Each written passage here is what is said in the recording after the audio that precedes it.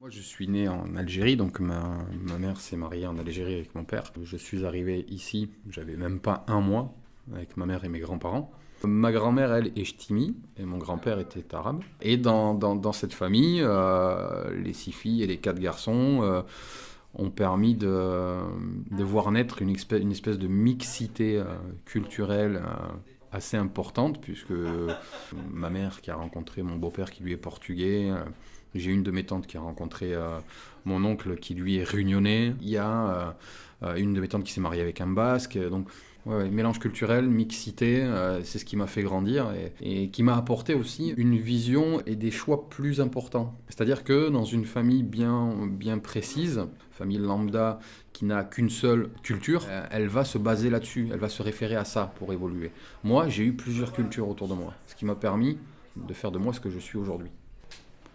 Bah déjà, je me définis plus comme un être humain que comme quelqu'un qui a une religion particulière ou une race particulière ou une culture particulière. Non, je suis monsieur tout le monde en fait. Il est dommage qu'on ne s'ouvre pas assez aux, aux cultures de l'autre, aux coutumes de l'autre, à sa religion, à sa vie. Disons que je ne suis pas prisonnier. Je suis pas prisonnier d'être arabe, je suis pas prisonnier d'être français, je suis pas prisonnier d'être. Je mange ce que je veux, voilà. Donc il y a pas de prison. Alors j'en ai un peu souffert, bien évidemment, oui, parce que c'est pas facile d'évoluer comme on le voudrait, sachant qu'autour de nous, il y a forcément des gens qui ne pensent pas comme nous et qui sont un peu plus fermés. Et du coup, bah oui, le jugement, le préjugé, l'amalgame, je l'ai vécu parce qu'on a voulu me coller une étiquette, parce que même de par le spectacle, hein, quand j'ai commencé le One Man, à l'époque, Jamel Debbouze explosait au niveau national. Donc forcément, je m'appelle Farid, je suis arabe. Les gens, quand ils venaient me voir, ils s'attendaient à voir du Jamel Debbouze, du jeune de cité qui va nous parler de la complainte, des flics, de machin. Et le fait que je prenne les gens à contre-pied en parlant de toute autre chose, ça surprenait. Bien évidemment, je me suis fait contrôler, bien évidemment, j'ai subi un délit de faciès, bien évidemment, j'ai subi le racisme à certains moments de ma vie, mais c'était pas de ça que je voulais parler sur scène. C'était d'autres choses. C'était plutôt de ce qui me rendait heureux, voilà, de ce qui m'épanouissait. Le spectacle Jean Montbeur qui a raconté ma vie, ce parcours d'intégration d'un arabe dans la capitale du port, à Bayonne, qui a d'un côté bien marché et d'un autre a été plus compliqué à faire évoluer parce que, disons qu'à certains endroits, les gens n'étaient pas prêts à ce genre de discours. C'était choquant pour eux. Mais je veux choquer personne, je veux juste dire que je suis libre. J'ai le droit ou pas, et j'ai pas grandi là-dedans, donc je voulais juste dire ce que vous pensez qui m'appartient, ben pas du tout, parce que je ne suis pas pratiquant, je suis pas musulman, pas plus que catholique ou autre. Vous pouvez me mettre toutes les étiquettes du monde, ben, vous n'aurez jamais la bonne réponse. J'ai 73 ans et demi. Cet âge me dérange parce que j'ai l'impression que de toute façon, tu es déjà vieux, quoi qu'il arrive. Mais moi, personnellement, intérieurement, je me rends compte de rien du tout. Moi, je suis une vieille ado, carrément. Non, je m'empêche de rien. Voilà. Ça, c'est sûr.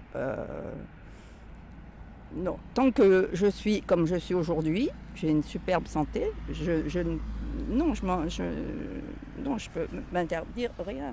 Je peux quand même faire des folies, aller faire la fête, de voyager, de faire des tas de choses, parce qu'on a la chance d'avoir plein de possibilités pour bouger, pour voir, visiter, avoir des émotions ailleurs, dans d'autres pays.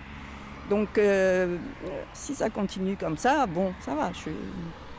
Oui, j'adore danser. Ça a toujours été pour moi, toujours, depuis que je suis à Paris. J'ai à Paris à 18 ans. J'ai passé avec plein de soirées, tout en travaillant. sortir, danser, festif, quoi, tout le temps. Mais ça n'a pas changé puisque je n'ai pas eu de problèmes de santé, j'ai pas eu d'obstacles qui viennent compliquer ma vie. Donc je n'ai pas changé. J'ai toujours eu un peu mon style, si tu veux. J'ai jamais copié personne. J'étais toujours un petit peu pas en avance ni en retard, je ne sais pas. Donc j'ai toujours été un peu dans mon truc. Je ne suivais pas forcément des modes et tout ça. Et j'ai toujours choisi les choses qui me faisaient le plus plaisir, être le plus heureuse possible. C'est un peu un mot un petit peu idiot. Mais en fait, c'est toujours ça dans ma petite musique interne, c'est être le plus heureuse possible. Alors ça passe par quelques compromis, mais qui ne sont pas vraiment très importants. Des petits compromis dans la vie commune, c'est normal quand on est deux. Mais sinon, moi je fais aucun compromis dans mes choix. Je sors, je vais au cinéma, j'écoute de la musique.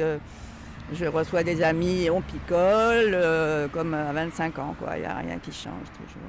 Bon, c'est un état d'esprit en route, en marche, vers le plaisir, les bonnes choses. Et je me lève le matin, j'ai toujours un peu une phrase à la stupide, elle est pas belle la vie. J'ai toujours eu le crâne rasé et habillée à la garçonne depuis ma plus petite enfance. J'ai décidé à mes 3 ans, j'ai dit à mes parents que je voulais plus mettre de robe et plus m'habiller comme une fille parce que ça me gênait pour bouger. Je faisais ces choix pour des raisons de pratique quand j'étais plus jeune. Après, avec l'âge, ça commençait à devenir des raisons pour déranger les personnes, leur faire passer des messages et les faire réagir. J'en ai juste marre de voir des humains bien dans leur petit cadre et qui sortent pas, qui osent pas faire telle ou telle chose parce que ça dérangerait la société, parce que c'est pas écrit sur tel texte, parce que c'est pas mis sur telle émission de télévision, parce que ils s'assument pas et moi ça m'énerve. Donc j'ai décidé moi de m'assumer et de leur dire qu'on peut le faire. Et que le regard des autres, c'est que le regard des autres. La population humaine, c'est une case, un mot. Elle est homo, elle est hétéro, elle est... Mais on peut être plusieurs choses en même temps. C'est très agréable de déranger. C'est très agréable parce que quand on dérange quelqu'un, c'est qu'il y a au fond quelque chose chez lui qui, soit de la jalousie parce que lui il n'ose pas s'assumer, soit de l'inquiétude, soit des questionnements. Et automatiquement ça ouvre une personne. Même si quelque part elle va pas venir me parler pour poser des questions, qu'elle va se renfermer et me juger, mais ça va l'amener à une réflexion, que ce soit une réflexion de jugement ou autre, ça l'amènera toujours à réfléchir. Le problème dans la société actuelle, c'est que les gens ne réfléchissent plus. Ils sont conditionnés par la télé, par les reportages, par ce qu'on voit, ce qu'on leur dit. Ils réfléchissent plus par eux-mêmes. Non, t'as pas le droit d'avoir les cheveux rouges, non, t'as pas le droit d'avoir un tatouage sur le visage, non, t'as pas le droit. C'est pas un droit, c'est une volonté, c'est une liberté. On fait ce qu'on veut. C'est nos corps, nos vies. Les gens peuvent être agressifs. Ça m'est arrivé plusieurs fois de finir à l'hôpital. Ça m'est arrivé il y a quelques années au 1er de l'an, nouvel an, à 7h du matin, de me faire, avec mon ami de l'époque, de me faire fracasser. Double fracture du nez, fracture de la pommette, pour des faciès. Je pense qu'ils agressent parce qu'ils sont dans l'ignorance. Dans l'ignorance et dans peut-être l'inquiétude soit de voir quelqu'un s'assumer, soit eux de ne pas s'assumer. Et de se dire mais pourquoi elle le fait et qu'est-ce qu'elle fait. Oui. Il y a des agressions, que ce soit physiques, verbales. Je dirais pas que c'est facile à supporter. Mais moi je sais que j'ai fait le choix de le faire parce que je m'avouerai pas vaincue et que je laisserai personne me dicter la façon dont je dois me conduire. De tous les jours, c'est un combat. Non, mon combat, c'est juste qu'il faut que les personnes ouvrent les yeux, qu'ils se rendent compte que c'est pas possible de juger quelqu'un sur la façon dont on le voit. Ça reste subjectif. Je suis agréablement surprise par des personnes qui viennent me voir, me poser des questions, me dire qu'ils adorent, que c'est fantastique que je m'assume, que ce soit dans ma vie tous les jours ou au travail. Oui, j'essaie par ma manière d'être effectivement de faire changer, si ce n'est pas le monde, mais au moins certains humains que je peux rencontrer et qui peuvent avoir un déclic. Je ne suis plus punk. Parce qu'encore une fois, c'est une étiquette. Généralement, on me taxe de drogué, que je dors dans la rue, que je fais la manche pour vivre, que je squatte sous les ponts. C'est pas le cas. J'ai un boulot, comme tout le monde en CDI, je paye des factures comme tout le monde pour une maison et je suis factrice. Leur dire de se libérer, d'arrêter de juger tout un chacun et de les regarder à droite, à gauche, de se regarder eux, de se mettre face au miroir et de leur dire mais voilà, t'aimerais être qui, toi ou un reflet de la société? Moi j'ai choisi, je suis moi.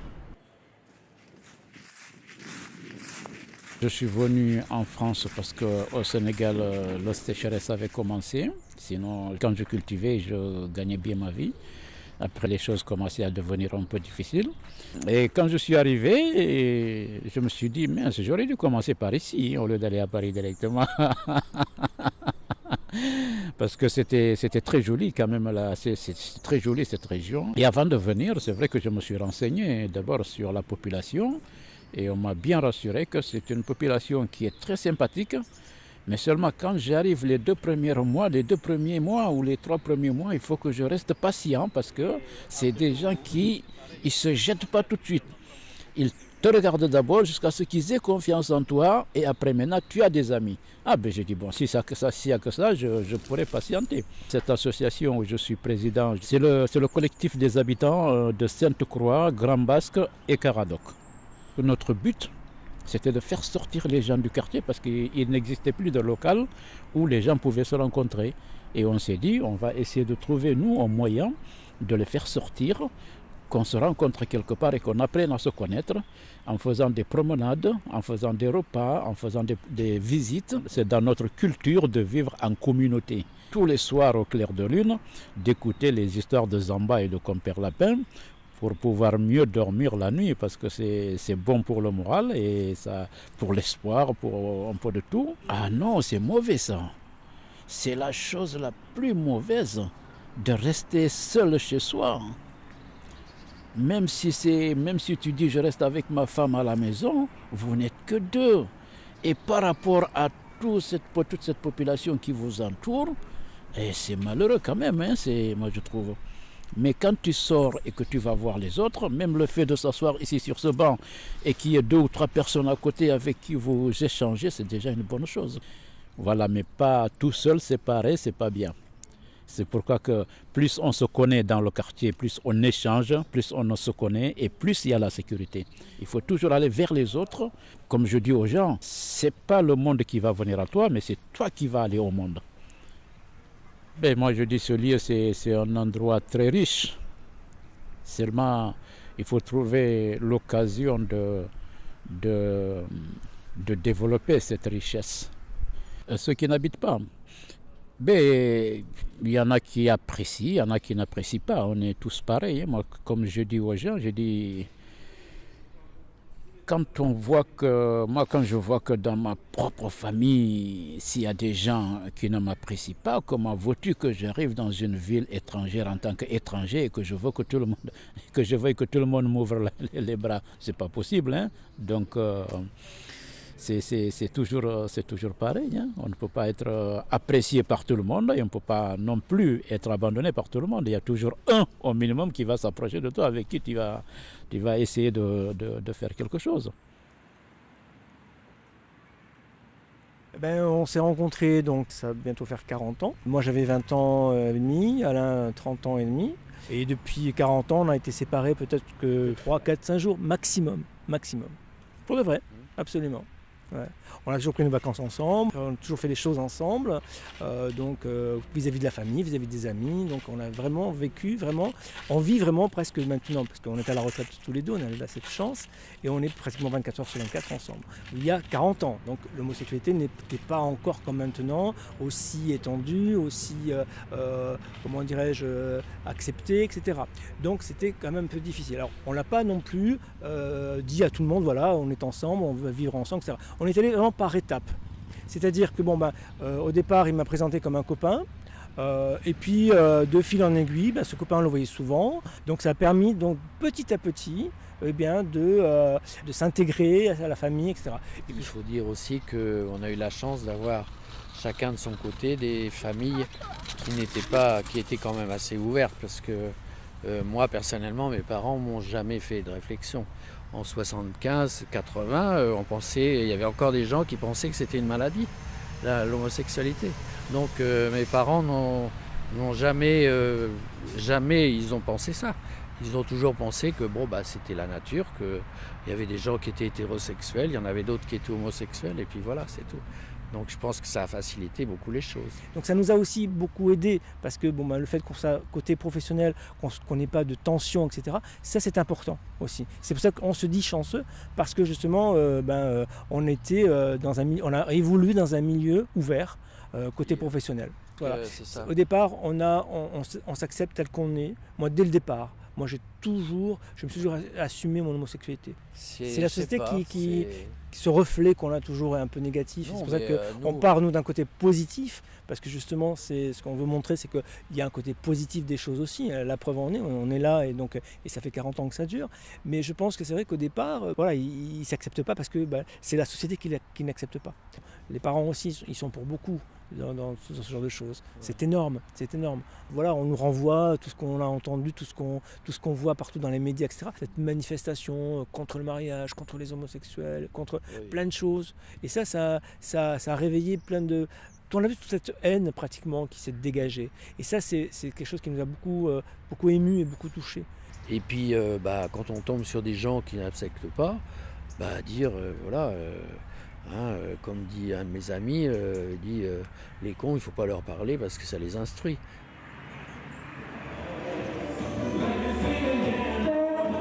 De l'obésité morbide, à partir du moment où ton IMCI dépasse un certain chiffre et que ça déclenche des problèmes de santé au niveau cardiaque, au niveau des articulations, du dos, etc. Tu es en obésité morbide. C'est insidieux. Tu compenses parfois en mangeant, tu compenses ta vie, tes problèmes. Tu as les grossesses qui peuvent aussi être un facteur de prise de poids. La génétique, effectivement, je suis d'origine créole. Donc ça n'aide pas, on aime les bonnes bouffes, la bonne chair. Donc tout ça combiné fait que c'était aussi une carapace, quoi. C'est-à-dire, je suis là, j'en impose, je suis là. 120 kilos. J'ai perdu 50 kilos. J'étais déterminé aussi. Je suis encore en phase, je dois stabiliser ce que j'ai mis en place il y a 3 ans. Mais la perte de poids effective, elle s'est faite sur une année. Des réflexions, on en prend plein. Le regard des gens, je le vois pour être passé des deux côtés de la barrière, le regard des gens et des hommes notamment change. Les femmes sont aussi très jugeantes, très cassantes, parfois ça se dit pas, les réflexions elles se font dans l'œil. Elles se font dans l'œil quand tu dois traverser la route, quand tu dois aller au resto et que tu dois manger et que tout le monde te regarde. Et putain, c'est pas le premier sandwich ou faut arrêter. Ça se voit dans le regard de ton mari aussi. C'est virulent. On n'a aucune pitié pour ces gens-là parce que c'est leur faute. C'est leur faute. S'ils sont gros, c'est leur faute. Ils ont qu'à arrêter de bouffer. Ils ont qu'à se bouger le cul alors que tu as des milliers de raisons d'être obèse. Il faut clairement pas l'oublier. C'est pas un passe-temps de bouffer. C'est une maladie. La boulimie, c'est une maladie. L'anorexie, c'est une maladie. Ça tue des gens quand même. Je veux dire, on meurt d'obésité. C'est pas genre du jour au lendemain, je décide de. C'est pas vrai, ça n'arrive pas comme ça. C'est un cheminement qui prend énormément de temps. Changement d'état d'esprit, de mode de vie. Le corps, c'est le plus facile à changer. On peut perdre énormément de poids en très très peu de temps. C'est l'esprit qui fait que ça devient pérenne et qu'on puisse aussi, dans le cadre notamment de mon métier, transmettre. Je suis éducateur sportif actuellement. Non, je n'étais pas dans le sport avant ça. J'ai jamais fait de sport de ma vie. Je comprenais pas que les gens puissent passer du temps dans les salles. Pourquoi faire ? J'étais à milieu de tout ça, c'était vraiment pas mon truc. Aujourd'hui, clairement, quand je vois avec les gens avec qui je travaille, ça a du sens, ouais. Tout ce que j'ai traversé et les compétences que j'ai acquises au cours de ma formation servent aujourd'hui à ce que des nanas aient confiance en elles, se retrouvent, arrivent à retisser du lien social, parce que quand tu fais 150 kilos et qu'il faut passer les portes d'une salle, il faut se confronter au regard des gens. Tu perds en sociabilisation, tu sors plus de chez toi, t'as honte. Et ces nanas-là, aujourd'hui, elles ont confiance. Elles ont pour modèle quelqu'un qui est passé par là. Elles sont pas là qu'une prof de fitness qui a toujours été dans le sport et tout. Donc elles se disent c'est jouable, quoi. Elle l'a fait, je peux le faire. Les séquelles, il y en a forcément physiques. Tu peux pas faire 120 kilos, exploser comme ça pendant 10 ans et te retrouver avec le corps d'une jeune femme de 20 ans, c'est pas possible. Donc forcément, il y a des séquelles. Psychologiquement, je me vois encore comme celle que j'étais il y a 3 ans, bon, par épisode. Je me dis, je fais attention parce que je me prends des coins de table. Ouais, le regard des gens, il a clairement changé. Le regard des hommes se fait plus entreprenant, Et ça me vexait beaucoup au départ, parce que ma personnalité, c'est la même. J'ai pas changé, je suis la même nana, j'ai les mêmes valeurs, J'ai les mêmes délires, j'ai les mêmes passions. Je passe de la bonne pote rigolote à la petite amie potentielle, quoi. C'est quoi ton problème, mec? Le regard des nanas, il a changé aussi parce qu'il y a d'un côté les filles qui sont plutôt admiratives ou envieuses entre guillemets ou qui ont envie de suivre le même chemin, et puis il y a les côtés où on me voit plus comme une rivale. C'est un truc que je vivais pas avant, j'étais pas une rivale. Professionnellement, ça aide. Arriver avec 120 kilos, être essoufflé, je suis désolé mais le poste va pas être jouable, et qu'aujourd'hui très souvent on m'appelle pour travailler. J'ai plus envie d'exister en étant l'obèse qui est devenue prof de sport. Je veux pas exister par ça. Aujourd'hui, je suis ce que je suis. C'est comme ça fait partie du chemin. On a tous un chemin, celui-là c'est le mien, il peut servir à d'autres, ça me va très bien, mais je veux plus exister en tant que moi avant. Voilà.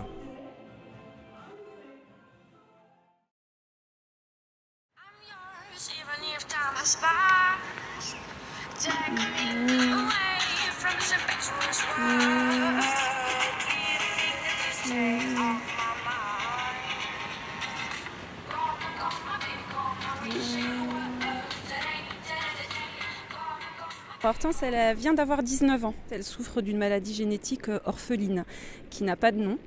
Et son polyhandicap se traduit par un handicap moteur, c'est pour ça qu'elle est en fauteuil roulant, un handicap cognitif et un handicap intellectuel très lourd. Par exemple, elle ne peut pas parler, elle n'a pas accès au langage verbal. Mais en revanche, elle s'exprime et elle exprime ses émotions par d'autres biais. Pour manifester son plaisir, elle va faire des vocalises. Pour manifester son inconfort, elle va pouvoir se crisper, tendre les bras, pousser des cris plus stridents. Elle va sourire, bien sûr. Donc il y a quand même tout un champ de communication possible avec l'extérieur. Elle a un monde sensoriel très développé. Elle va être très très sensible au bruit, très sensible aux sensations.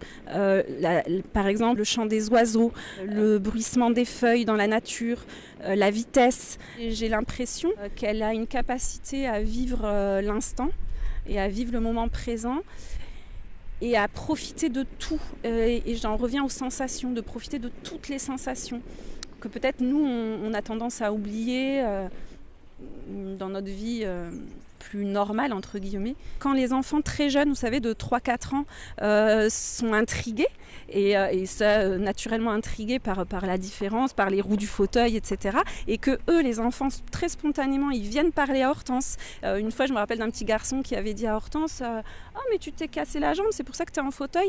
Et que la maman, elle, est très gênée vis-à-vis de moi, vis-à-vis d'Hortense, et qui du coup prend la main de son petit garçon et lui demande voilà, on part, etc. Et pour moi, je trouve que c'est dommage parce que c'est une occasion ratée d'entrer en contact. Je pense que les adultes, en fait, ils ont plus de peur, plus de préjugés, moins de spontanéité surtout.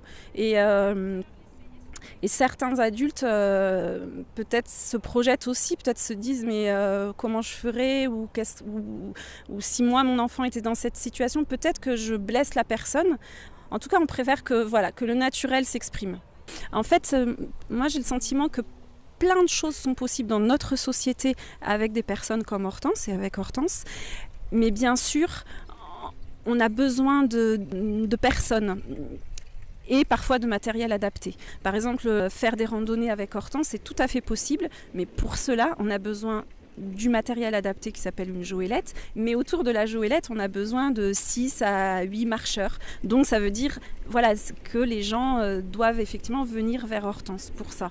Une chose qui nous tient à cœur, c'est l'accès à la culture, aller au concert, aller au spectacle, et aussi aller à des spectacles dont on penserait qu'elle n'apprécierait pas ou elle ne tirerait aucun bénéfice. Par exemple, aller voir un spectacle de danse classique, pour Hortense qui ne voit pas très très bien, ça peut paraître un peu incongru. Et en réalité, il faut essayer. Et comme lire une histoire, aller à la bibliothèque, c'est un moment d'écoute, de tranquillité, d'imagination et c'est tout à fait possible. En fait, de vivre tout simplement, c'est-à-dire qu'à côté de toutes les contraintes effectivement inhérentes au handicap, eh bien, il y a toutes les choses, toute la partie bien-être, loisirs, accès à la culture, qui sont essentielles, vraiment essentielles, et en plus qui sont un vecteur privilégié pour entrer en relation les uns avec les autres. C'est de vivre les uns avec les autres, vraiment dans la société, c'est-à-dire qu'il n'y ait pas des endroits dédiés aux personnes qui souffriraient par exemple de la différence dont souffre Hortense, mais au contraire que tout le monde se côtoie, puisqu'on s'aperçoit que c'est tout à fait possible. Et qu'en plus, je pense que tout le monde a à y gagner, de ne pas s'enfermer les uns et les autres dans des cases. Et à mon avis, c'est le plus simple.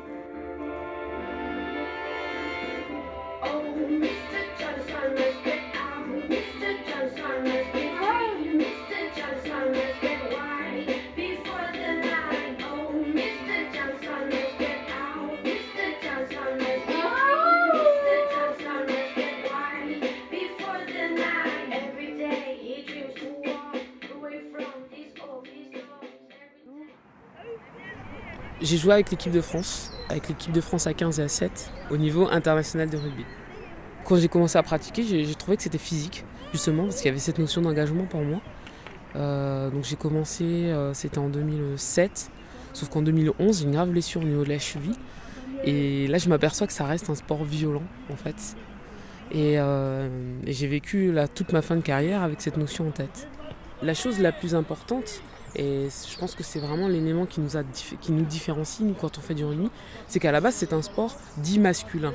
Et ça a vraiment un impact important sur la joueuse, parce que on a d'autres choses à prouver, parce qu'on nous compare au sport, au jeu masculin, alors que ce n'en est pas. On n'a jamais revendiqué qu'on voulait faire du rugby masculin. Je pense qu'il faut venir au bord des terrains de rugby féminin pour découvrir la chose. Il y a des gens qui sont ressortis de là, mais avec le sentiment totalement inverse, en disant mais waouh, c'est beau, c'est hyper aérien, si vous pouvez éviter le contact, vous le faites. Ce qui est totalement juste. Le rugby féminin va être beaucoup plus dans l'évitement, mais c'est parce que c'est propre au rugby féminin, justement. Par contre, il y a des gens qui vont me dire ouais, je trouve ça un peu lent, c'est pas top, machin, etc.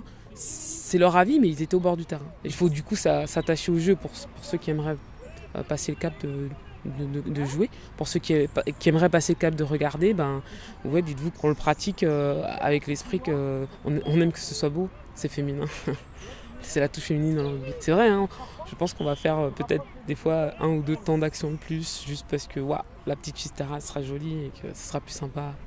La dernière Coupe du Monde a été un beau tremplin pour le rugby féminin, parce que les gens se sont aperçus qu'on ne jouait pas comme les garçons. Et du coup, ils ont commencé à arrêter cet amalgame et déjà, ils ont enlevé ce désir de nous voir jouer comme les garçons. On joue juste différemment et ça plaît aussi. Et c'est tant mieux, mais du coup, voilà, on a lutté contre ça. Pour moi, c'est pas ni moins bien, ni mieux, c'est juste différent. Peut-être aussi une question d'ouverture d'esprit, peut-être. Moi, je me permets de poser la question. Ce qui ressort, c'est que les filles rapportent moins. On va moins les payer ou pas les payer, ou ne tout simplement pas les montrer. Mais ça tend à changer tout simplement parce que justement il y a un jeu qui est plaisant, mais il a fallu le montrer pour que les gens se fassent une opinion, encore une fois. Donc pour moi c'est un cercle vicieux. Si on estime que le rugby féminin ne rapporte pas assez, mais on ne le montre pas parce qu'on estime qu'il ne rapporte pas assez, il ne rapportera jamais. C'est encore une fois de donner la chance que les gens se fassent leur opinion. Pour que notre jeu s'apparente à celui des garçons, il faudrait qu'on ait un physique démesuré. Mais à côté de ça, le fait d'avoir un physique démesuré, ça leur convient pas. Pourquoi ? Parce que une fille, ça doit pas être aussi athlétique, ça doit pas être aussi musclé, ça ne doit pas. Mais ça, c'est juste une croyance de chacun. Moi, j'estime que une femme peut être athlétique tout en restant femme, et voilà. Après, il y a de tout partout. Du genre, ouais, mais ça c'est pas beau. Enfin, faut arrêter de faire de la muscu, faut arrêter tout ça. C'est du dopage. Mais t'es un bonhomme ou t'es travesti. Enfin, t'es quoi finalement ? Presque. Ils en viennent à être. C'est presque méchant parce que. Voilà, j'ai de la poitrine, j'ai un visage féminin. Enfin, j'ai des cheveux longs. et on vient me poser la question, c'est blessant. Et je dis bien méchant et blessant, c'est pas juste maladroit. J'aurais envie de dire, mais même si je faisais pas du rugby, si j'ai un physique comme j'ai, eh ben acceptez-moi comme je suis. À un moment donné, c'est ma façon d'être, c'est ma différence, c'est tout.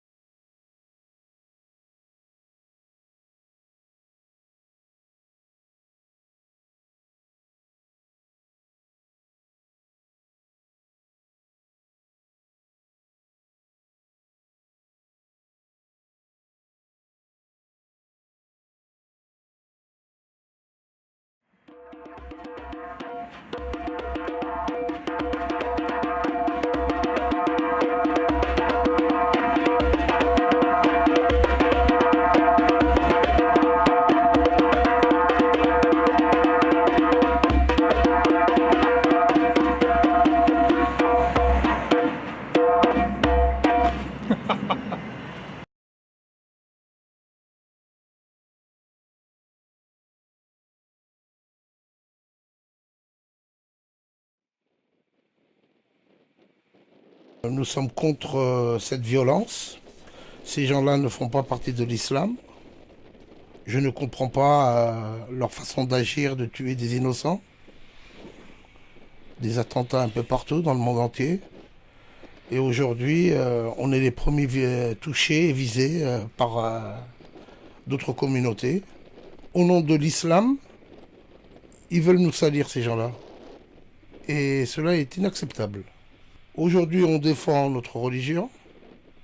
L'islam, c'est la paix. Essayer d'aider notre prochain. Notre religion ne nous permet pas de ne pas croire aux autres religions. Le respect d'autres religions, le christianisme, le judaïsme, fait partie de nos religions aussi. Leurs prophètes, comme Jésus, Moïse, etc., font partie des nôtres. Et aujourd'hui, ils essayent de différencier le chrétien du musulman, du juif. Et nous, ce n'est pas notre vision de voir les choses. Notre vision de voir les choses, c'est de vivre ensemble et d'aider son prochain.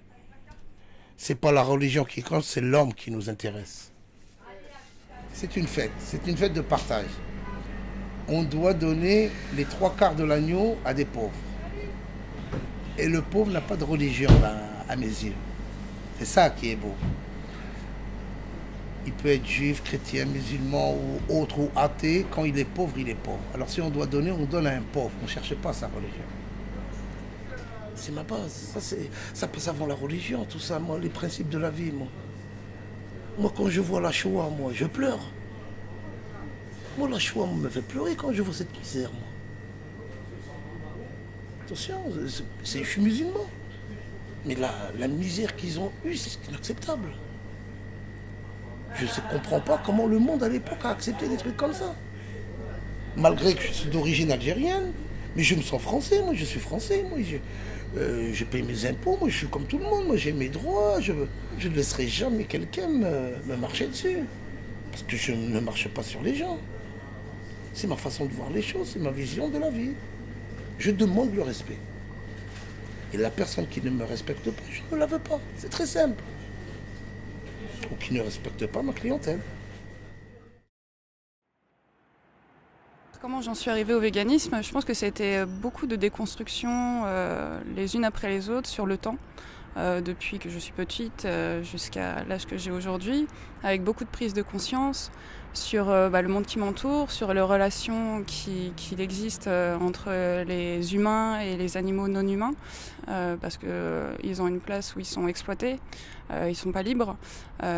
Et aujourd'hui, voilà, moi je les considère vraiment comme des individus à part entière qui ont les mêmes droits fondamentaux que les animaux humains, parce qu'on reste des animaux, nous les humains et les humaines. On est conditionné depuis tout petit par nos parents, par l'école, par la société, enfin voilà, par tout ça pour intégrer une sorte de case en fait. Et quand on change un petit peu son regard de côté, on voit qu'il y a des choses qui se passent et dont on n'a pas conscience parce qu'on ne veut pas non plus nous en faire prendre conscience. Donc, il y a un avant parce que, comme je te l'ai dit, en fait, on est vraiment beaucoup en tout cas pour moi, j'ai été beaucoup dans l'émotionnel parce que empli de colère, empli d'incompréhension, l'impression d'être trahi en fait, tout simplement. Et en fait, avec le recul, avec le temps, les rencontres aussi, les expériences, cette colère en fait se transforme plus en volonté de faire avancer les choses. C'est un mouvement en fait qui bouscule. Et du coup, c'est un côté violent d'être bousculé en fait. Parce que ça remet en question notre intégrité personnelle, mais aussi toute la société. Et c'est une remise en question extrêmement profonde. Et ça, il faut le vouloir. Et tout le monde ne le veut pas. Alors, le véganisme, c'est un engagement pour la revendication des droits des animaux non humains. Et donc, pour ce faire, on lutte contre l'exploitation animale. Donc du coup on refuse tout ce qui est lié, tous les produits d'origine animale, que ce soit alimentaire, que ce soit au niveau vestimentaire, donc pas de cuir, pas de laine. Donc au niveau alimentaire c'est aussi pas de lait, pas d'œufs, pas de miel, parce qu'en fait c'est des produits qui appartiennent aux animaux et on n'a pas à leur prendre en fait. Mais c'est aussi s'engager contre tout ce qui est zoo, parce que du coup exploitation des animaux, tout ce qui est cirque, l'expérimentation animale, c'est vraiment tout ce qui touche à l'exploitation animale non humaine en général. Le véganisme inclut aussi tout ce qui est lutte contre les discriminations humaines aussi, parce que au final les humains et les humaines restent des animaux, donc contre le sexisme, le fascisme, l'homophobie, l'agisme, le validisme. C'est vraiment en fait être contre toute forme de discrimination, que ce soit d'orientation sexuelle, culturelle. Voilà, c'est chacun et chacune ont le droit d'exister pour qui ils sont. C'est la convergence des luttes, le véganisme. C'est-à-dire que c'est vraiment la libération totale, aussi bien au niveau des individus humains et individus humaines que non humains. Du coup, le capitalisme, c'est quand même un système oppressif. Donc forcément, on est contre tous les systèmes oppressifs. Et pour ce qui est de l'écologie, c'est pas de l'écologie on va dire classique, c'est de l'écologie profonde. C'est-à-dire que c'est aller à la source des problèmes qu'on constate aujourd'hui au niveau de l'environnement et résoudre ces problèmes à la base. Ces mouvements-là qui sont assez violents, l'opinion publique, elle ne voit que ça, quoi. Alors que le message global du véganisme, c'est pas ça, c'est faire avancer les choses de façon positive, expliquer, informer les gens. C'est pas en y allant, quand on percute une personne au plus profond d'elle-même, sa réaction, ça va être la défense. On sent qu'on sort des normes par rapport aux clichés qu'on voit. En fait, j'ai l'impression de glisser sur un monde qui est pas loin de moi pourtant, mais qui me ressemble pas. Je suis quelqu'un qui s'habille donc en femme. À la base, dans le projet de me faire connaître plus tard pour mes travails dans le monde de la nuit. J'ai créé ce personnage aussi pour enlever donc mes mimiques féminines que je peux avoir en étant masculin. Donc c'est vrai que ça m'a beaucoup aidé dans ma vie de tous les jours aussi. avoir cette image de femme où je suis très féminine, tout ça, et avoir une image d'homme où je serais plus viril je me suis en fait mis directement dans la peau d'une femme et j'ai fait vraiment tout comme une femme. Donc être féminine, être toujours bien maquillée, se sentir toujours bon, tout ça, être toujours jolie et être vraiment comme une femme. Et en fait, c'est ça qui m'a fait enlever ces mimiques de femme étant que homme. Je suis un travesti et tout ce qui était trans, trave, drag queen, ça m'a toujours plu.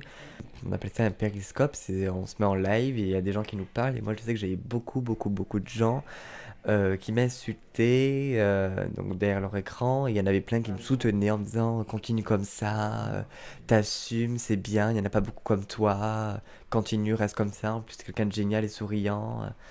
Parce que c'était des gens, qu'on va dire entre parenthèses, rageux, parce que ils voyaient que j'avais un petit peu quand même l'apparence d'une femme, mais je pense que ça les a beaucoup perturbés et ça leur a dérangé. La plupart du temps, aux hommes, ça les intrigue. Ils en sont même très perturbés parce que ils n'arrivent pas à s'imaginer que dans cette apparence de femme, derrière ça et derrière ce maquillage, ces habits, ces perruques, ces strass et tout ça, se cache un homme. Et c'est ça que des fois, ça leur perturbe et donc c'est là où ils insultent. Au début, ça peut leur faire un dégoût, mais par la suite, avec des réflexions, je sais que j'en ai eu qui revenaient me parler, même s'ils m'avaient insulté, et en me présentant leurs excuses. Ils étaient très intrigués, donc c'est vrai que ça leur a fait un petit peu peur, et c'est pour ça qu'ils réagissent un peu comme ça. Mais il y en a très bien qui le savent, ou même quand je leur dis, qui ne partent pas, au contraire, qui sont curieux de savoir qu'est-ce que c'est réellement. J'avais commencé, j'avais 16 ans. J'en ai 17 et demi, je vais sur mes 18. C'est une double personnalité pour moi, j'ai mon image de femme à côté, comme j'ai mon image d'homme. À lycée, c'est un loisir et mon autre personne, c'est... je suis dans ma vie de travail, c'est ma vie quotidienne. Je suis très bien dans ma peau d'homme aussi, comme dans ma peau d'Alissa, mais pour moi, je resterai homme. J'ai pas envie de me faire opérer ou bien faire un changement de sexe juste pour un grain de folie comme ça. Je préfère rester dans mon monde gay et non aller dans notre monde hétéro et être vraiment une femme. Depuis tout petit, j'ai toujours aimé la danse. C'est un truc qui m'a toujours fasciné. Et je sais que le monde de la nuit, c'est un truc depuis tout petit que je rêve d'y rentrer. Et j'ai créé Alissa pour peut-être essayer de rentrer dans le monde de la nuit et être gogo drag queen ou être gogo drag queen mi-homme, mi-femme. Non, en gardant mon métier que je fais actuellement, donc de coiffeur. Mais le monde de la nuit, ça sera une passion. Vu que j'aime la danse, pour moi, ça sera une passion seulement. J'ai arrêté l'école super jeune, je crois que j'avais 14-15 ans, parce que on m'insultait, on me crachait dessus, on me disait ah sale gay, machin, j'étais pas bien, avant d'y aller j'avais des nausées, je vomissais. Donc la directrice a préféré me mettre en stage au lieu d'être à l'école. J'en suis heureux d'avoir quitté ça et maintenant non, je n'ai même plus de discrimination, à part des fois dans la rue on m'insulte de PD. Mais je m'en rends même pas compte parce que maintenant c'est un truc qui me rentre par l'oreille qui sort de l'autre. Sur le coup, c'est vrai que c'est très dur, ça fait mal, c'est quelque chose qui est très dur. Je sais que moi j'ai assumé mon homosexualité, j'avais 14 ans, j'ai assumé super tôt et j'étais pas bien, tout ça, mais il faut toujours se relever la tête et faire style qu'on n'entend rien, comme si personne nous parlait, parce qu'on est répondants, ça leur importe de l'importance, donc ils vont continuer et ça va jamais s'arrêter. Moi je sais que j'ai même pas écouté, je fais semblant de pas écouter, de rien capter, faire style que personne me parlait, et je sais qu'à un moment donné ça leur a saoulé et ils m'ont lâché. Si on a quelqu'un de proche, moi je sais que je me confie énormément à ma maman, si on a quelqu'un de proche à qui on peut en parler, il faut pas le garder soi-même, il faut en parler aux autres autour de soi. Au début, c'est vrai que ça a été dur pour quand je lui ai avoué, mais maintenant, elle assume très bien, elle accepte. Quand elle m'a dit, elle me fait de toute façon, tu es né comme ça, je peux rien changer, c'est la nature. Quand je m'habille en femme, j'ai l'impression d'être dans le corps d'une vraie femme. Pour moi, je suis une vraie femme, même si derrière tout ça, je suis un homme. Je sais pas comment expliquer, mais je sais que j'aime bien être dans ce corps de femme parce que ça me change un peu de mes rituels dans ma vie de tous les jours. Je me libère, je m'éclate. Moi, oui, moi je trouve que c'est normal ce que je fais. Je trouve ça pas choquant, nul ou bien tout le monde peut le faire. Il y a plein de gens qui peuvent se mettre en femme ou bien pour elle. Par exemple, c'est comme si on se déguisait pour Halloween, on se déguise tous pour quelque chose. Mais moi, c'est comme si je me mettais en déguisement, quoi, comme si je me mettais une double personne sur moi-même, quoi. Et je sais que c'est vrai que c'est intéressant des fois et rigolo. Mais j'ai jamais vécu en Guadeloupe, moi. C'est mon père est guadeloupéen, j'ai jamais vécu en Guadeloupe. J'y suis allé qu'en vacances. J'ai toujours vécu en métropole, ouais. L'attitude des personnes que j'ai en face de moi, notamment au niveau du taf, la discrimination que j'avais au niveau du taf, tu le sens au niveau de la voix de la personne, de son comportement, du ton de sa voix, s'il te regarde ou pas. Moi j'avais une expérience avec un mec qui recrutait, j'avais exactement le profil qu'il recherchait. Et en fait, il me regardait pas dans les yeux. À un moment, on a parlé de taf un petit peu. Et il me regarde pas dans les yeux, il me demande d'où je viens. Donc je lui dis, écoutez, je suis de Limoges, je suis arrivé ici il y a une dizaine d'années. Enfin, un peu plus de 10 ans, ça faisait. Et il me dit, ouais, non, mais vous venez d'où? Puis au ton de sa voix et le fait de pas te regarder, quoi.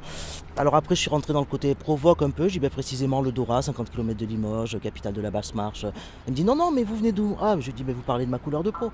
Je lui dis, donc, je viens des Antilles. Enfin, je suis originaire de la Guadeloupe, mon père est guadeloupéen. Et, ça m'est arrivé 2 fois, dans une grande surface aussi, où le mec au téléphone, pareil, il m'aurait limite embauché au téléphone, quoi. Parce que j'ai passé la barrière de l'accent, j'ai pas d'accent, j'ai un nom qui n'est pas à consonance étrangère. Et c'est quand il m'a vu. Et c'est quand il m'a vu, j'ai vu à sa tête que ça n'allait pas le faire. Ah, c'est hyper humiliant, c'est blessant. Hyper déçu, quoi. Je suis parti, je pleurais, quoi. Je suis parti de l'entretien, tu te dis, mais c'est pas possible qu'on te traite comme ça au jour d'aujourd'hui, quoi. Qu'on se base sur les apparences sans te juger sur ta personnalité ou tes compétences. C'est surtout par méconnaissance de l'autre qu'on a plus peur, à la limite, qu'on voudrait découvrir les gens. On ne fait pas l'effort de les découvrir, de les apprécier pour ce qu'ils sont. Et pas se baser tout le temps sur l'apparence, sur la façon de s'habiller ou plein de choses qui n'ont rien à voir avec la personnalité ou l'état d'esprit. Je ne mets jamais de photos sur mes CV. Je préfère rencontrer les gens, le contact humain, on voit sur place. Parce qu'avec une photo, justement, il faut avoir des préjugés. Quand on habite Bayonne, la côte, ça va. Mais c'est vrai, quand on rentre à l'intérieur du Pays Basque, c'est beaucoup plus dur. Hein. Ouais, je pense encore aujourd'hui. Ouais. Mais moi, je me suis jamais posé la question, je me suis jamais positionné dans une catégorie blanche ou noire, quoi. Moi, je suis comme je suis, je m'accepte comme je suis, et j'estime que j'ai pas d'explication, j'ai pas à me justifier, j'ai pas à me positionner, quoi. Je suis comme ça, et on me prend comme je suis, on me prend pas. Les Antillais qui vont à 2 à l'heure, parce que j'ai une allure peut-être qui est nonchalante et tout, mais quand je bossais en grande surface, ça m'est arrivé, à chaque fois on me disait de me dépêcher alors que j'avais déjà fini mon taf, quoi. C'est le truc, mais c'est ça, c'est ça, ouais, dépêche-toi, t'as ça à faire, mais ouais, mais je l'ai déjà fait, oui, c'est des a priori, les blagues qui savent danser, je dois être la seule arythmique au monde, je ne sais pas danser. Ça, c'est des préjugés aussi. Ouais, ça, je dois tenir ça de ma mère, je ne sais pas, mais... Je trouvais très important qu'on puisse continuer à me parler normalement, c'est-à-dire ne pas considérer que les mots voir, regarde, soient des mots tabous. Même si je ne vois plus, il faut rester dans le vocabulaire normal. Mais j'ai toujours voulu mener une vie normale et j'ai travaillé dans le milieu normal jusqu'à 65 ans. La difficulté ne m'a jamais fait peur. Je savais que la somme de travail ou d'efforts personnels serait forcément plus importante que pour quelqu'un d'autre. Mais ce qui comptait, c'était le résultat, c'était de mener une vie normale. C'était un défi. Je ne voulais pas vivre dans le milieu handicapé. Soit vous vous dites, c'est un challenge et je fais tout pour le gagner, soit vous abandonnez. Pour avoir une vie sociale agréable, quand on est handicapé, il faut se la construire. Je trouve que ce n'est pas de la mauvaise volonté. C'est que les gens sont démunis. Ils ne savent pas comment faire pour ne pas vous faire de mal, pour vous montrer qu'ils veulent bien vous aider. Ils ne savent pas, parce que personne n'y a été préparé. Dans l'éducation, on ne nous prépare pas à ça. On ne vous encourage pas à aller vers quelqu'un de différent. Mais ce sont les adultes qui mettent des barrières aux enfants. Un enfant, il ne voit pas les différences, il s'adapte spontanément. Parce que les enfants sont intrigués, mais ça ne les effraie pas. Et spontanément, ils disent qu'est-ce qu'elle a, la dame? Et les parents, presque toujours éludent la question en disant fais attention, regarde devant toi et dépêche-toi et tu veux pas un pain au chocolat. Ils détournent la conversation mais ne répondent pas. L'ignorance, la peur, peut-être la peur de l'handicap en général, pas spécialement la malvoyance, et l'égoïsme, c'est évident. Et ça représente vraiment tout ce qu'on ne veut pas voir, tout ce qui n'est pas beau, au même titre que la misère, que les SDF, que des enfants affamés. On veut bien voir ce genre de choses dans des pays lointains, mais pas à sa porte. Je ne veux pas de pitié. Et pour ne pas susciter la pitié, il n'y a qu'une solution, c'est de prendre sur soi et de faire tout ce qu'il est possible pour vivre et donner l'apparence d'une personne normale. Parce que les gens ont peur de la différence. Donc il ne faut pas qu'elle se voie. Et là, j'ai pris la présidence d'un club service et je sais que c'est un véritable challenge parce que je vais devoir donner raison à ceux qui m'ont fait confiance en m'élisant comme présidente et que je vais devoir prouver à ceux qui ne me sentaient pas capables qu'ils se sont trompés, qu'on peut être handicapé, mais qu'on peut néanmoins prendre des responsabilités. C'est ça que je trouve qui est insupportable. C'est le fait qu'on pense que vous ne pensez pas. Vous n'êtes plus capable de penser toute seule. Mais si tu veux, c'est toujours dans la lignée de prendre un poste qu'on ne m'aurait pas donné justement parce que j'étais limitée. Et je veux prouver que c'est vrai, c'est difficile, ça m'est certainement beaucoup plus difficile qu'à toutes les autres, mais que c'est faisable. Après, le prix à payer, il n'y a que toi qui le sais et il n'y a que toi qui sais si tu veux le faire. Il n'y a vraiment que toi. Donc, c'est pas pour se mettre en valeur, mais c'est toi qui sais si ça te demande plus d'efforts et ça te rend plus malheureux parce que tu as beaucoup d'efforts à faire pour faire comme si, ou si c'est ton but et c'est le résultat qui compte.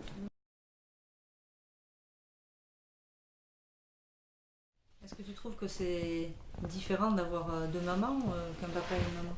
Oui, c'est différent. C'est différent. C'est différent en quoi? Parce qu'on n'a pas un papa et une maman, mais une maman et une maman. Et ça change quoi? Rien. On aime bien. Vos copains, ils savent que vous avez deux mamans? Oui, ils savent. Ils trouvent ça bizarre? Drôle? Non. Ils vous en parlent? Non. Non. Ils se moquent? Non. C'est pareil. Le tout, c'est d'avoir des parents. Pourquoi vous avez deux mamans, vous? Parce que vous avez envie de vous marier. Ouais, parce que... Est-ce que j'aime un homme ou est-ce que j'avais une femme, moi? Une femme? Et Malou, elle aime qui? Toi? Un homme ou une femme? Une femme? Une femme? Qu'est-ce qui est le plus important? D'avoir des parents. D'avoir des parents? Est-ce que vous êtes heureux? Oui. Qu'est-ce qui te rend le plus heureux dans notre famille? Moi, je sais. Quoi? Qu'on s'occupe bien de nous. Qu'est-ce que tu aimes, toi, Amaury, dans notre famille? Maman et Malou. Et quand vous rencontrez des gens qui vous demandent, qui vous parlent de votre maman et votre papa, vous dites quoi, vous? On n'a pas de papa, on a une Malou. Mais qu'est-ce que c'est une Malou? C'est comme on n'a pas de papa, c'est une maman, mais c'est pas notre maman, on a choisi un autre nom, c'est Malou. Tu l'aimes bien ce nom? Oui. Après, je peux prendre un autre nom. C'est quoi? C'est quoi? Anticonstitutionnellement. Ah non! Qu'est-ce qui peut s'aimer? Une femme et une femme, un papa et une maman, un papa et un papa. Ils ont tous le droit de s'aimer? Oui. Même une famille entière. Le plus important, c'est d'avoir une famille. Le plus important, c'est d'être aimé. Le plus important, c'est d'être aimé.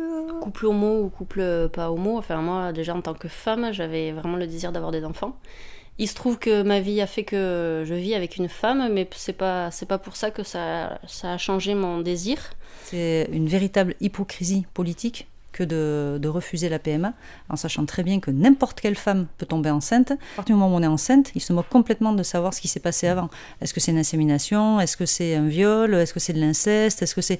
Alors que s'il y avait une vraie législation sur la PMA, il y aurait moins d'abus. On est tout à fait légitime en tant que famille. Je ne vois pas pourquoi ce serait réservé à un homme ou à une femme. L'éducation, l'amour que tu peux donner à un enfant, tu peux le donner alors que tu es 2 femmes ou 2 hommes.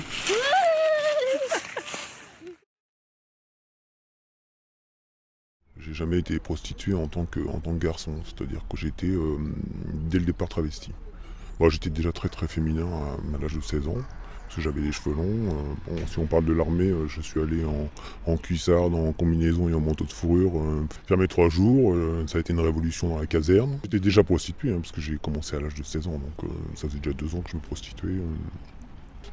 D'être homosexuel, d'aimer les garçons, c'était naturel, ça l'a toujours été. Après, ça aurait dû être simple dans ma famille, puisque ma tante est lesbienne. En plus, elle était proxénète, elle vivait avec une prostituée. Oui, il y avait le milieu qui permettait, donc je savais ce que c'était. Ça n'a pas été très simple, en fait, quand ils l'ont vraiment su. Bon, ils devaient s'en douter, ou comme tous les parents, ils essaient de ne pas le voir. Et quand ça s'est vraiment révélé, en fait, leur première idée, ça a été de me faire interner pour me faire soigner, des choses comme ça. Bon, évidemment, très vite après, quand j'ai commencé à me prostituer, que je l'ai dit à ma mère, en fait, pour elle, ça justifiait que je sois homosexuel. J'étais prostitué, donc au moins ça a rapporté quelque chose. C'était pas pour rien. C'était presque une reconnaissance, quoi. Ma tante son amie travaillait au bois de Boulogne, donc elle me posait à l'Arc de Triomphe. Voilà, je travaillais, puis quand elle rentrait du bois, elle me reprenait, voilà. Après, je rentrais chez moi. Mais c'était naturel pour moi d'être en fille, pas en garçon. La prostitution, pour moi, ça pouvait pas être gigolo, comme on les voit, comme ça peut être moi. Il fallait forcément que je sois en femme. Et donc, j'ai passé pratiquement 30 années de ma vie en femme. Pas tout le temps, que quand je travaillais, en fait, travesti. Je gagnais très très bien ma vie. Ouais, je pourrais encore y être aujourd'hui. Je regrette même de ne pas y être encore aujourd'hui. Pas que pour l'argent, je trouve que la vie que je mène aujourd'hui dans une société où il faut accepter des contraintes et où en fait il y a une telle hypocrisie dans le travail et il n'y a rien de sincère. Et ça c'est vraiment je pense que c'est la chose pour laquelle j'ai le plus de mal, c'est l'hypocrisie qui n'existait pas dans mon métier. Quand on avait un problème avec une autre fille ou avec un garçon ou avec les clients, parce que j'ai eu des agressions, ça se règle directement. Là c'est toujours sournois, c'est toujours hypocrite, très difficile. Dans ma vie professionnelle, c'est très très difficile. Et la prostitution, j'ai vraiment choisi, c'était un vrai choix. Pour moi, c'était réellement une profession. Ça a été un vrai choix. Et en plus, ça m'a vraiment sauvé, parce que grâce à la prostitution, j'ai été informé des maladies qui étaient à risque de se protéger. Donc j'ai toujours été protégé, donc j'ai été épargné. C'était déjà du social. J'avais l'impression que des fois, avec les clients, forcément, c'était pas que des rapports sexuels. Quelquefois, ils avaient besoin de parler, ils parlaient de leur vie, ils parlaient de leurs femmes, ils parlaient de leurs enfants. Et faut savoir aussi qu'à 85-90%, ils me prenaient pour une femme. Moi, je pense que pour la majorité des prostituées, elles ont plus d'humanité, elles sont plus tournées vers l'autre. Puisqu'elles se donnent déjà leur corps et une partie de leur existence dont je pense qu'elles sont plus humaines. Pas toutes, parce que forcément c'est comme dans toutes les sociétés, mais je pense que pour la grande majorité, elles ont quelque chose en plus. Moi je ne suis pas dans ça du tout. J'ai pas vécu, j'ai pas subi, j'ai pas été malheureux.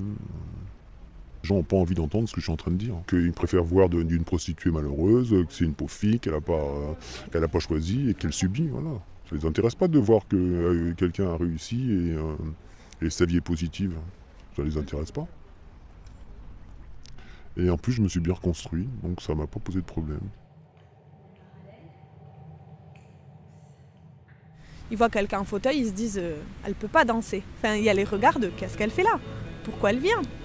La danse classique, c'est des arabesques, des pointes, des grands pliés, des pliés, des pirouettes. En fauteuil, on fait pas ça. C'est sûr. Mais en fauteuil, on glisse, en fauteuil, on roule, en fauteuil, on peut faire travailler tous les bras, le haut du corps, on travaille les déplacements, on travaille le port de tête, on travaille plein de choses. Il y a des gens qui sont dans une approche beaucoup plus cueillante et qui sont curieux, quoi. Je trouve que c'est quelque chose de positif, d'excitant, de créatif, d'avoir quelqu'un qui a un autre corps, d'autres possibilités. En plus, avec mon fauteuil, du coup, je bouge différemment. Alors, soit on décide que c'est une contrainte, Ça, on décide que c'est quelque chose de positif et de créatif. Ça pousse à aller chercher des choses qu'on ne va pas chercher naturellement. Ni moi, en tant que personne en situation de handicap ou en fauteuil, ni les personnes avec lesquelles je peux danser et qui se retrouvent à devoir danser différemment et aller chercher des nouvelles choses, à être créatif. Et c'est ça que ça amène. La diversité amène la créativité. Si tout le monde a le même corps, fait tout le temps la même chose, ça rentre dans des cases, c'est bien. Ça perpétue tout ce qui est autour du corps, de la norme, de l'esthétique, du beau, et c'est bien. Grand bien lui fasse s'il arrive à lever sa jambe jusqu'en haut. Très bien. Moi, bien sûr que je peux pas le faire. Ça fait pas de moi quelqu'un qui n'est pas danseuse, quoi. Enfin, je danse autrement, j'ai d'autres possibilités, mais je pense qu'on a aussi une vision du handicap qui est encore très médicalisée en France. On n'est pas sûr qu'est-ce qu'on peut mettre en place au niveau sociétal pour que cette personne, avec sa difficulté, elle soit bien. On est sur comment on va améliorer la personne pour qu'elle soit plus facilement intégrée. C'est à la personne qui a un handicap de s'intégrer dans la société et pas la société qui intègre la personne en situation de handicap en fait. Moi, j'ai un diplôme de psychologue du travail, donc j'ai un master professionnel. Je crois que depuis très tôt, je me suis rendu compte que voilà, les études, l'intellect, aller à l'école, c'était ma porte de sortie. C'était ça qui allait me permettre de m'intégrer, c'était ça qui allait me permettre de construire ma vie et de trouver ma place. Ça compensait ma difficulté, ça compensait mon handicap physique. Quelque part, ouais, pendant très longtemps, je me suis vue comme un cerveau sur un corps. La reconnaissance sociale et l'accomplissement social, pour moi, il était dans les études. Je ne supporte pas les gens qui me disent « Oh, mais j'oublie que tu as un handicap. » Bah, tu devrais pas. Parce que mon handicap fait partie de moi. Pourquoi ce serait un compliment? C'est pas bien d'être handicapé? C'est pas un truc positif? Si t'es mon ami, tu penses à l'accessibilité, tu réfléchis. Quand tu vas quelque part, tu te dis « Ah ben tiens, si on invite Maëlys, ça sera compliqué. Ou si je prends cet appartement, Maëlys, elle pourra pas venir. » Mais mon handicap m'amène des contraintes. Et quand mes amis sont capables de les voir, ces contraintes, et de les intégrer à leur propre manière d'envisager le monde, mais j'ai gagné. L'oublier pour dire à quelqu'un qu'elle est extraordinaire, c'est bien. Ça veut dire qu'on aura avancé. J'ai complètement oublié que tu avais un handicap. C'était tellement beau ce que tu as fait. Je suis pour justement que je puisse vivre dans l'état dans lequel je suis en étant dans une société plus inclusive. Le problème, c'est la société qui n'est pas adaptée à tout le monde. Il faut arrêter de dire que le problème, c'est nous, ou que quelque part... en voulant absolument nous rendre moins handicapés ou en nous disant non, il faut pas que tu sois il faut que tu sois le plus normal possible. Mais je sais tellement ce que c'est, j'ai passé mon temps en milieu ordinaire, donc à vouloir être la copine la plus normale possible, je suis une personne en situation de handicap. Ça fait partie de qui je suis. Ça fait partie de mon identité, ça fait pas toute mon identité, parce qu'à côté de ça, je suis une fille, je suis une sœur, je suis une amie. J'ai une culture, j'ai une histoire familiale, j'ai des expériences de vie, j'ai des goûts, bien sûr. Mais mon handicap aussi a construit aussi une partie de la personnalité que j'ai aujourd'hui. Et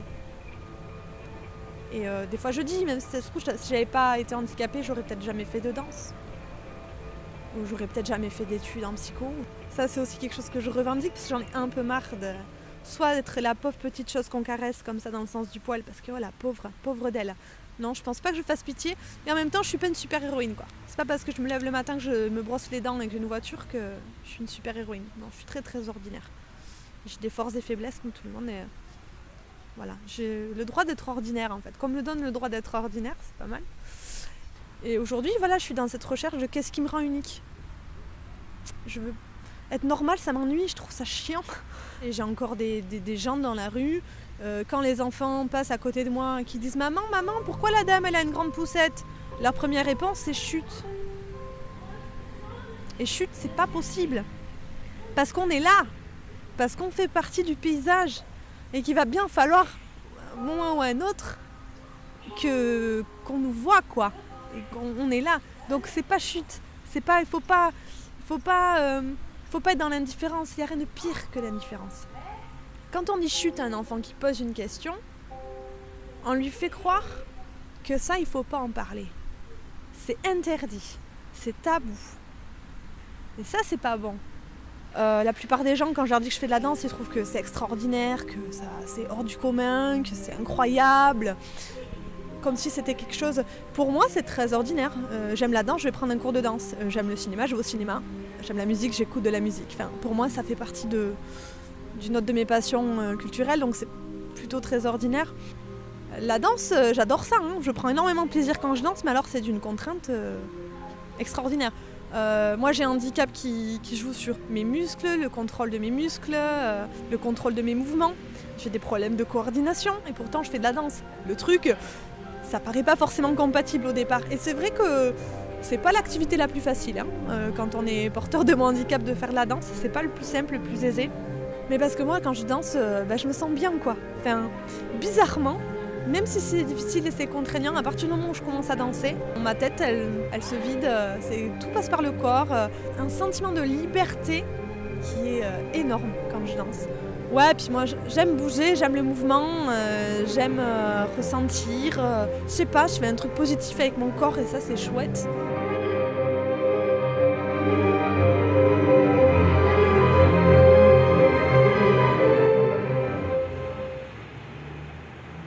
Moi, j'ai de suite été attiré par le lieu, le profil du poste, qui est un travail de cuisinier qui est peu ordinaire, parce que j'ai très vite compris que la fabrication cuisine serait à peu près 60% de mon travail et que le reste serait plutôt faire du lien social et du relationnel dans le quartier, quoi.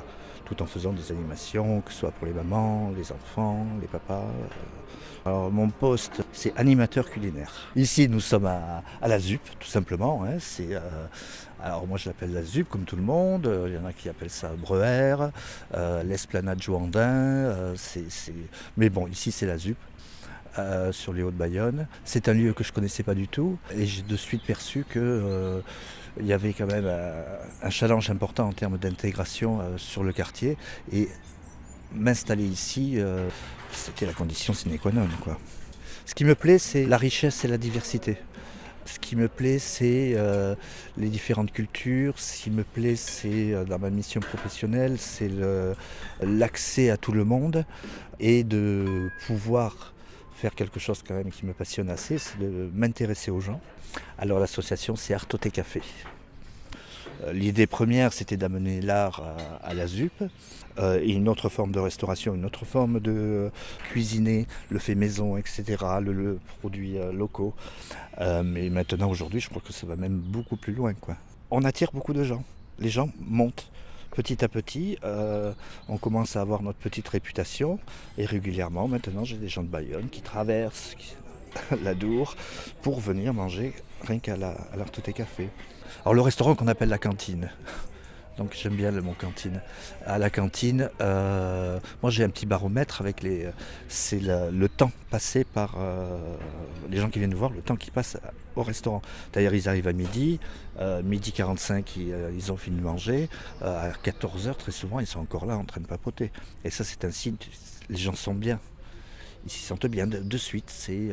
Ils voient que ici c'est un grand espace de verdure, il y a un jardin partagé, ça rentre, ça sort, on voit toutes les cultures passer. Oui, c'est un échange. Donner, écouter, et puis prendre aussi, parce que les gens ils ont beaucoup à donner. Et effectivement, aujourd'hui, quand je vois le nombre de bénévoles qui viennent le matin travailler avec moi, c'est des bénévoles de la ZUP, c'est des gens qui étaient complètement enfermés, parce qu'il y en a beaucoup qui me disent, avant que tu sois là, nous on connaissait personne à la ZUP. Et maintenant ils viennent tous les matins me voir. C'est un îlot dans la ville, ça c'est clair. Je pense que il peut faire peur, je sais pas, les gens ont peur de ne pas s'y intégrer, je ne sais pas, c'est la peur de l'autre, c'est un peu humain. Mais bien au contraire, quoi. Les gens donnent beaucoup plus que quand j'étais sur la côte. Sincèrement, je trouve qu'il y a moins d'individualisme, par exemple. Quand on connaît les gens ici, mais ils viennent, ils vous font la bise, est-ce que je peux te rendre service? Moi j'ai une dame, régulièrement, une fois par semaine, elle arrive avec un plat qu'elle partage avec moi. C'est un truc... c'est complètement étonnant. Alors elle est chez elle, elle vit avec son mari, elle fait un ossobuco, et elle arrive le soir avant que je parte et elle me donne la gamelle pour que je mange avec mes enfants. c'est incroyable.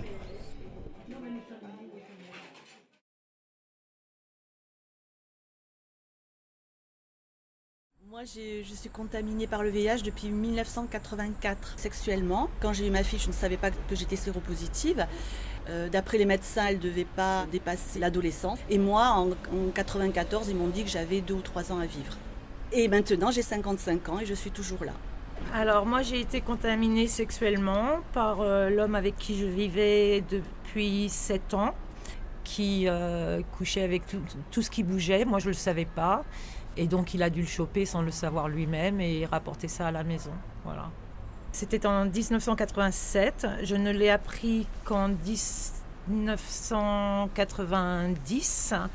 Je me suis mariée. J'ai eu 3 enfants, sachant que j'étais positive. Et mes 3 enfants sont séronégatifs. Alors moi, je suis séropositive depuis 1985 et je ne l'ai pas su pendant 2 ans. J'ai 2 grands-enfants que j'ai eus avant d'être séropositive et j'ai été contaminée sexuellement par quelqu'un qui avait été toxicomane. Il y a de plus en plus de femmes contaminées. Voilà, donc les femmes, elles sont vraiment concernées, quoi. Qui sont des bonnes mères de famille. Il y a des femmes, elles sont mariées pendant des années avec leur mari, voilà, et puis le mari va à droite à gauche, et puis un jour, elles apprennent qu'elles sont séropositives, elles tombent des nues, et ben oui, voilà. Toujours autant de contaminations par an. Le nombre ne baisse pas. Tous les ans, c'est toujours pareil en France. C'est autour de 7000 contaminations. Ça ne baisse jamais. Donc il y a quand même un problème. Le sida, maintenant, malheureusement, ça ne fait plus peur à beaucoup de gens. Parce qu'ils se disent, il y a des traitements. Nous, on avale nos petits cachets, c'est comme si... Voilà. Bon. Ce qu'ils ne savent pas, c'est que c'est des traitements extrêmement lourds. Nous, on en sait quelque chose. Qui nous abîment le corps, on a vraiment beaucoup d'effets indésirables. C'est pas anodin de prendre, c'est pas un petit cachet qu'on prend, hein. C'est pas de l'aspirine. C'est des quadrithérapies, quoi. Hein. C'est 4-5 molécules qu'on avale depuis des années. Mais voilà, les gens, ils ont plus peur. Et puis on n'en parle plus du sida. Et l'information qui circule, c'est que c'est une infection qui est soignable, pas guérissable, mais soignable, dont tout le monde s'en fout en fait. Hein. Ah ouais. Donc il y a du boulot encore à faire. Même mon fils, qui a 21 ans, et qui a été éduqué, et depuis qu'il est tout petit, il sait que sa maman a ça, il sait comment s'en protéger. Même lui n'utilise pas de préservatif. C'est un jeune, voilà. Et puis les jeunes, ils n'ont pas la conscience du danger des fois. Et puis ils n'ont pas ce sentiment de mortalité, alors que moi, enfin je parle que pour moi là, mais quand on m'a annoncé en 90 que j'étais positive, on m'a dit, j'avais 26 ans à l'époque, on m'a dit que je ne fêterais pas mes 30 ans. Alors c'est vrai que ça t'amène une idée de la mortalité que tu n'as pas du tout avant ça, hein, ça c'est certain. C'est l'ignorance, les gens ne savent pas. Tout ce qu'ils se rappellent, c'est ce qu'ils ont entendu en 1981, quand tout ça est arrivé. Et c'est resté à ce stade-là. Moi, j'entends encore de nos jours des gens qui me disent sérieusement que si j'étais séropositive, ils ne partageraient pas un verre avec moi ou ils ne mangeraient pas dans la même assiette. Je l'ai entendu aussi, ça. Oui, encore il n'y a pas longtemps. Oui. Informez-vous. J'ai envie de leur dire regardez-nous, mais je refuse de me montrer parce que j'ai trop peur, parce que les rares fois où j'ai révélé mon statut aux gens, ça s'est passé de façon catastrophique. Donc oui, j'ai envie de leur dire regardez-moi, je suis une femme normale, j'ai une vie normale, je suis une femme gentille, aimante, j'ai aucun signe extérieur de maladie. J'ai eu 3 enfants qui sont parfaitement sains. Je n'ai jamais contaminé mon mari en 22 ans de mariage. Et je ne suis plus contaminante puisque je suis en trithérapie depuis plus de 21 ans maintenant, presque 22 ans. Je ne veux pas qu'un virus définisse qui je suis. Moi, je l'ai dit tout de suite à tout le monde, ma famille, mes amis. Je me suis dit, voilà, ça passe ou ça casse. Je n'ai eu aucun rejet. Et même quand je l'ai annoncé à mes amis, ils se sont tous effondrés. Il a fallu que ce soit moi qui les... Mais non, ça va, je vais pas mourir, vous inquiétez pas, c'est bon. Et moi, j'ai pas d'expérience. Il y a que dans le milieu du travail que je ne l'ai jamais dit. Peur de me faire virer, peur des collègues, comment auraient réagi les collègues. Voilà, ça, je l'ai jamais dit. On ne le dit pas, moi je le dis pas non plus, c'est pour être comme tout le monde. Pour pas déjà qu'on s'apitoie sur mon sort, mais c'est aussi pour pas être différente. Je dis vraiment qu'aux proches. On veut être nous et pas notre virus, quoi. Hein. C'est tout, parce que les gens ne voient plus que ça une fois que tu leur dis. T'es séropositif, c'était homosexuel ou toxicomane. Voilà. C'est une maladie honteuse. Après, bon, voilà, c'est une maladie honteuse, puis après, c'est sexuel, quoi. Voilà. Alors donc si tu n'as pas été toxico, que tu n'es pas homo, quand tu es une nana, tu es une grosse salope, tu as couché avec la terre entière. Et c'est pour ça que tu as chopé le sida. Oui, puis le fait que au départ, ce soit une maladie d'homosexuel, entre guillemets, ben voilà, c'est la punition de Dieu, c'est bien fait pour eux, c'est dégoûtant de toute façon. Donc, et puis les junkies, les prostituées, les junkies et les homosexuels, mais qu'est-ce qu'on en a à faire, quoi. Ils l'ont bien mérité, c'est tout. C'est ça. On est des filles de mauvaise vie. Ouais, c'est ça. C'est ça. Alors que c'est vraiment pas le cas. Voilà, hein. il suffit d'une fois, que tu couches une fois avec un mec qui te contamine. T'as pas besoin de coucher avec 50 mecs, quoi. Hein. Voilà, il suffit d'une fois. Ouais, c'est des étiquettes toujours. On met toujours des étiquettes sur les gens. Donc c'est vrai que je vis avec la peur en permanence. Mais elle fait partie de moi. Elle m'empêche pas de vivre, mais elle est présente. On a conscience que ça peut aller très vite. Quand il y a 29 ans, on m'a dit dans 3 mois tu seras plus là, et que tu es là 29 ans après, c'est sûr que chaque anniversaire, chaque Noël, chaque jour, c'est yay. C'est une grosse victoire surtout. Donc évidemment, nous on a plus tendance à voir une fleur et se dire waouh, c'est génial, regarder un coucher de soleil en se disant oh, qu'est-ce qu'on a de la chance. Mais moi je trouve qu'on a une chance incroyable d'être si conscient de notre mortalité, parce que c'est ça qui nous fait apprécier la vie. Parce que moi je vois tous ces gens là qui courent partout, qui n'ont aucune conscience de rien, et surtout pas de leur mortalité, qui se croient immortels. Alors évidemment, dès qu'il leur arrive un truc, c'est une catastrophe. Nous, la catastrophe, elle est déjà arrivée et on est encore là.